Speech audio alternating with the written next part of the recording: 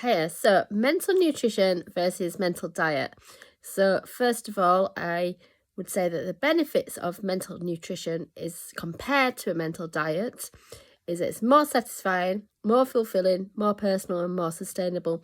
Diets can often be very yo-yo, up and down, inconsistent. So in this video, I want to talk to you about the main components of mental nutrition. So in the same way that food has the macros in food, fat, protein and carbs, we're going to go for the macros, the mental macros. So we have enjoyment, connections, achievement and mindfulness. Let's talk about mindfulness in the same way that we would expect and encourage people to drink water. So it's really important to be picking what works for you in those elements, in those macros. In the same way that you would choose what protein to have, you would decide what connections to make and decide what activities you do for enjoyment and how you work with achievements. And part of that is thinking about like having a bit of a plan, working out your week in the same way that you would do the food prep for the week and plan out where you hitting all your macros. Let's hit all of our mental macros. So we're thinking about that. So that's your mental macros: enjoyment, connections, achievements and mindfulness. And then next up, we've got vitamins and minerals. So in order for these vitamins and minerals to be helpful for the macros, you'd be eating them at the same time, like absorbing them at different times. Vitamins and minerals, the way I see it, are being able to reflect, decision making and creativity. So that's cool. And then one thing that I was conscious of, these all seem to match with food, but they maybe don't quite match.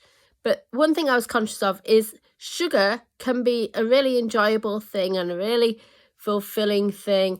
But actually too much sugar can be really harmful. So I was seeing sugar as being the inner critic. So it's okay in small amounts, but then if you have too much sugar, then it can lead us really sluggish. People can put weight on. It can be really bad for your teeth. It can rot your teeth and actually leave you not being able to smile very well. So we're thinking about all of these things when we do our mental nutrition. And then finally, we're going to be thinking about how we actually put these things together. So following the metaphor of food, seasoning, salt and pepper and sauces, this is how we then cook our food, how we put together our lives. And this is what I'm feeling is our beliefs and values. If we've created something, created a life or created a food dish, but then we decided to kind of go off somebody else's beliefs and values, we decided to walk a path that we don't really follow and we don't really trust, don't really believe in, then the sauce isn't going to be to our taste. It's not going to be as satisfying. You're going to be left with maybe it feeling too salty or too bitter or too sweet, and we're going to be feeling that we're not going to be able to enjoy the macros and enjoy the vitamins and the minerals and work with that.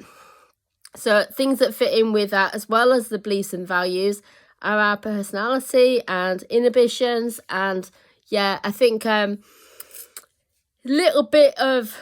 got kind of a bit of an inhibition of adding a little bit of salt and pepper to this video, because I haven't gone down and looked in a recipe to plan what I was going to include in this video, to think in a logical way, but I've gone through in a bit more of a creative, impulsive way. So it feels like quite fun anyway, and I've enjoyed this video. So that's one of the macros in the house. Boom. Right. Let me know if you get any of this, if it makes any sense whatsoever. But bye for now.